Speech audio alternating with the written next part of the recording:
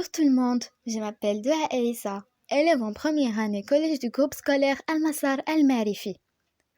Aujourd'hui, je vais vous présenter un projet intitulé Word.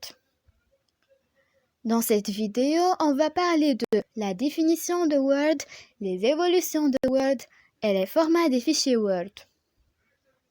Premièrement, la définition de Word.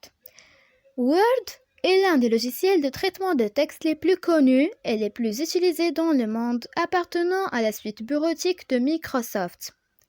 Le logiciel Word sert essentiellement à traiter du texte, c'est-à-dire à mettre en forme un texte brut préalablement tapé par l'utilisateur. Une fois retravaillé, le document Word ainsi créé peut être enregistré sur l'ordinateur et si nécessaire imprimé. Deuxièmement, les évolutions de Word. Au cours de l'évolution des versions, Word se fit enrichir de fonctionnalités et il devint alors plus qu'un simple traitement de texte. Un ensemble d'outils permet d'effectuer des insertions d'objets graphiques divers comme du texte en 3 dimensions, des formes géométriques de base comme le rectangle, le rond et le trait, avec quelques effets, des graphiques tels que des diagrammes, des illustrations, des équations, etc.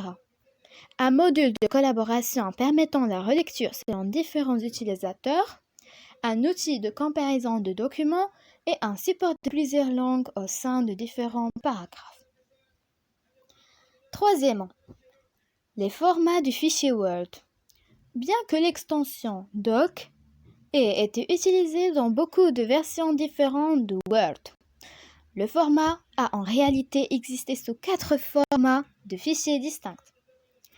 Word for DOS, Word for Windows, 1,0 et 2,0 pour Windows, Word 4 et 5 pour Mac, Word 6,0 et Word 95 pour Windows, Word 6,0 pour Mac, Word 97, 2000, 2002, 2003, 2007, 2010 et 2013 pour Windows, Word 98, 2001, X, 2004 et 2011 pour Mac.